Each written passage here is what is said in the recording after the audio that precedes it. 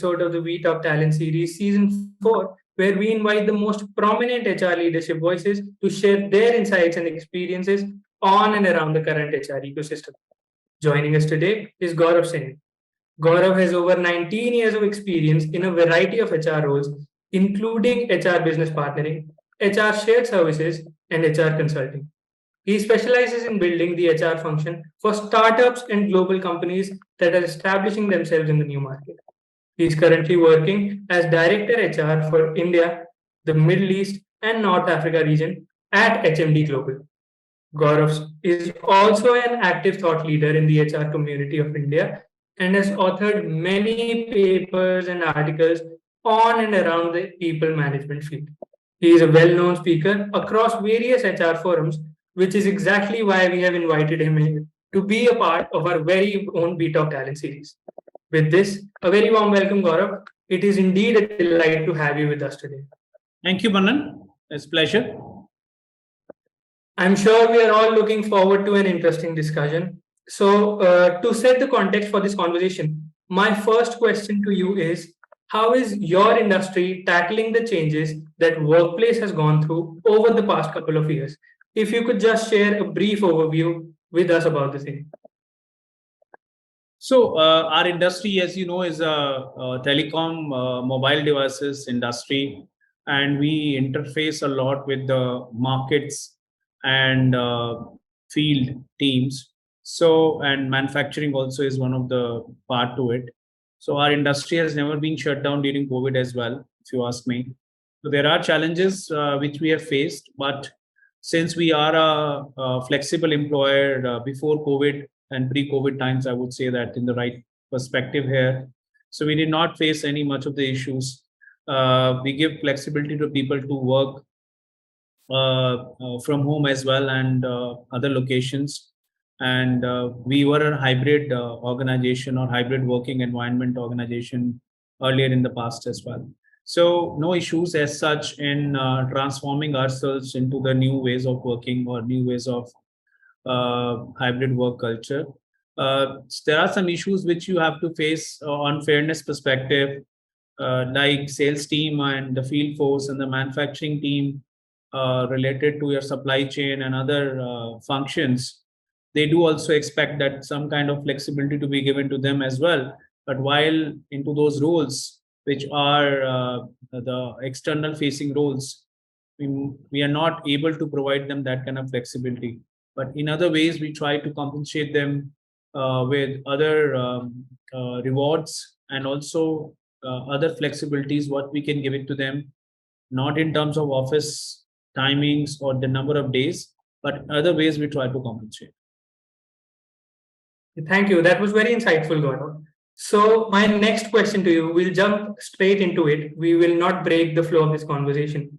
So, my next question to you will be around gig economy. So, the flexible working trend is now at the at the peak. So, what are some of the most prominent challenges organizations in India face to utilize the gig economy at its full potential? See, I would say India doesn't have any issues with the talent or the skills what we have today.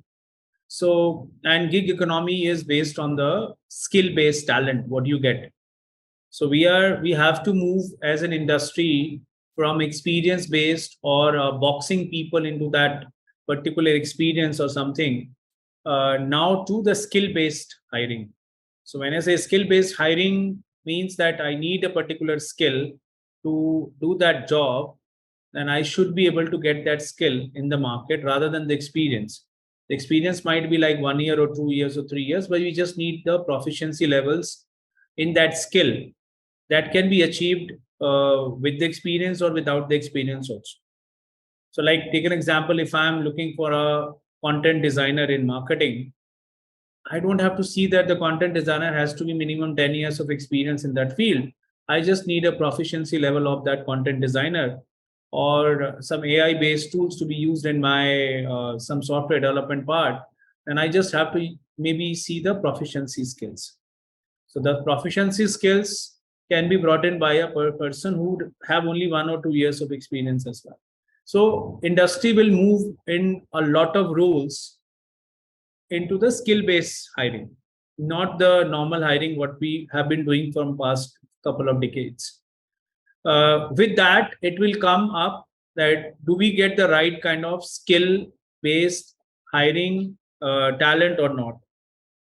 Then obviously this industry has to look up for the gig uh, workers, those who are working in that field for a long period of time. So same example, if we take it up like a content designer or a content writer, if person is there, I need to get a job contract to that person and get it done. So I think people are opening up. The major hindrance earlier was that I want to have an ownership of that person when the person wants to work with me. So in the gig economy, the ownership is not with the organization. It is just in that transactional work which has been assigned to the particular person. So I think that is going away now. The mindset is changing. In my opinion, the gig economy, or so-called the skill-based economy, or maybe a skill-based talent, will rise in the next few years on the very high note. As I mentioned, that we have to move from experience-based hiring to skill-based hiring. Okay, thank you, Gaurav. So you mentioned skill-based hiring, right, in your answer. So very interestingly, just the other day I came across a research paper that quoted soft skills as the new power skills of the millennium. So how do you actually see the importance of soft skills evolving for the future of work? So skill based hiring is two types. One is your technical hiring on the skills, which is your hardcore skills which are there in terms of anything. For the salespeople, it is maybe some other softer skills, negotiation or account management or something like that. For technical people in IT industry, it might be your languages and platform knowledge or anything like that, or AI based or any tools you use. So tools based knowledge can be there. For other specific functions like in finance and all, it can be your financial knowledge or your HR expertise in talent and other things. So that is your hard skill. But there is a soft skill part also, which is again very important, because uh, the work culture is changing very fast. As a lot of organizations, they did not have any exposure on the hybrid work culture. They did not have any exposure on the skill based hiring or a talent platform where the gig workers or the contractual staff will come on board. There's a lot of shift in the cultural nuances of the lot of organizations. There is a regionalism going away, and the globalization is taking the front seat, where you need to have a global thinking. Your diversity and inclusion is taking the front seat. So all that requires a lot of upliftment in the softer skills at all levels. It's not maybe at the entry level or at the managerial level or the senior level, but at all the levels, it requires a shift in the way you think, shift in the way you do the things, shift in the way you execute the things, shift in the way you build up the culture of the organization. So it requires a lot of change. Unless until you change that, you will not be able to cope up with the transformation which any industry is going through currently in India. And India being one of the, I would say, focus market for a lot of global economy and big giants. Recently, you will see that focus of US on us shows that they have a lot of faith on our capabilities to partner with them on a lot of stuff. So when it comes with the faith that we can always partner with the global people, the global talent, the global expectation in terms of our inclusivity in culture, inclusivity in other things, and cultural nuances and cultural, I would say, interpersonal skills. So there are a lot of requirements which come up on the softer part of it, but at all levels. Because when you say that hybrid work culture also has come up, I would say the 50% of the managers have still not adjusted with this. So it is not because there is a issue with the productivity or something due to the hybrid work culture. It is due to the mindset block they have on this hybrid work culture. So that requires a lot of training, that requires a lot of softer attitude changes, a thought process change in that as well. Thank you, Gaurav. So now we have covered the skill perspective. Now, so let's jump on to the talent perspective, because at the end of the day, skills are incomplete without talent. Skills alone cannot achieve business outcomes or unlock business potential per se. So, what exactly is your take on the Gen Z talent entering the workforce, and how do their expectations differ from those of previous generations? I think it's very hyped. Gen Z people are not very different from the people who are coming from other generations. It is just like Gen Z people are more updated in terms of information. They want to change faster than the people who were there earlier. So the change agility is very, very high in the Gen Z people. Uh, their speed of execution is better than the people who came before that generation. So all that is just ways of working. There is nothing has changed, I would say, between Gen Z and the Gen Ys and maybe the baby boomers or anything what you want to say. But it is the way of working they think, because same thing like a child, what a child used to know in class 6, they are knowing it in now class 3. So my daughter was doing a project on the solar cooker. I did that in class 9th and 10th. I remember that. And now she's doing in class 6. So this is how the things are changing, and they're shortening the learning curve. It is much faster. Their exposure is much faster. They have got better environment. I think so. The ways of working is the only difference, what I feel, between the Gen Z or the Gen Ys and the generations before. It is just like same thing. They have not created any trouble. They have not created any kind of, I would say, a disturbance in the organization. Only to those organizations where they never wanted to change. They never accepted them as, oh, our mindset is not to change so fast. So obviously you will have trouble. You will have then most of the parents will find saying that, oh, there is a generation gap, and you accept it, fine, and they move on. But they don't accept that this is not possible in organization. We always try to blame because there is a possibility of separation there. So I think it is just a belief that there's no difference in this. It's just like a different ways of working we have to adopt, and that is needed. Yeah, thank you, Gaurav. So just take a talent perspective further. What are your employee engagement strategies, especially when it comes to remote and hybrid work setups?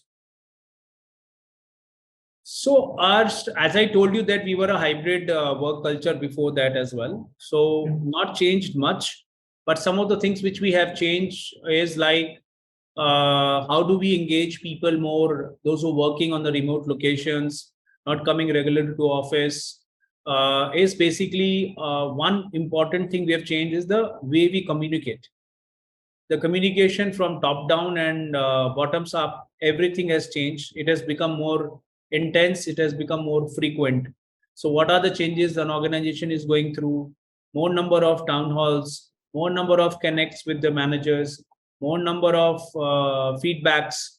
So all that stuff has changed in terms of engaging the people, because engaging the people is not only for the fun activities. Engagement is very, very wide. Engagement is in terms of their professional development, engagement in terms of their productivity, engagement in terms of their stress management and other issues as well, and engagement in terms of overall they become a partner in the growth. So that is very important. So communication has played a very, very good role, I would say, and we have been able to engage our people on what's happening around us, keeping them updated on the different milestones, report to them back on those milestones. So all that stuff has come up very, very good, and that has changed a lot of perspective. And the second thing which we have done is we have tailored our approach for the people who are working in this hybrid work culture, in terms of we understand their needs, what time they will be available. So because one clear cut, I think, unsaid principle is that when you're working in a hybrid environment, you are available 24/7. So that's the thing which is there. So we try to gauge that also somewhere, that there is a life beyond work, and 24/7 is not there, maybe thing over the weekend and all. So that work life balance we try to kind of maintain, engage the people on the main, I would say, overlapping hours. We have created some main hours like between 9 to 9:30 or 10 to 4, where people are most of the time should be available on the teams or anything, any media what we use it for our meetings. Camera has become important, that yes, let's switch on the camera, we see the people each other and we comment on each other, okay, how the things and all the stuff. Otherwise it looks like that there are some people sitting in some wardrobe or somewhere in like a restaurant or in somewhere else, and they're taking the call. That doesn't work. So one important thing which I find in because I see beyond India also, there is a lot of discipline required in the Indian talent, because we think that our office working hours can be merged into our home chores and other things and all the stuff, which is not good. So I mean to say that when it is hybrid working and your working hours are there, it means work is work. You can't be cooking and working. You can't be like washing your clothes and working. You can't be just handling your kid and working. So that doesn't, maybe, so that you are then in that way you are not able to give your best to your kid, also to your work, also to your food, and also to your work. So basically that differentiation has to them. So we have conducted some kind of guidance trainings on this also, that how do you handle your hybrid work pressures, how do you manage your work, how do you manage your stress. So there have been a lot of sessions on those things, and we guide, and our managers have been trained on this, that how do we train our people to handle the calls and other aspects.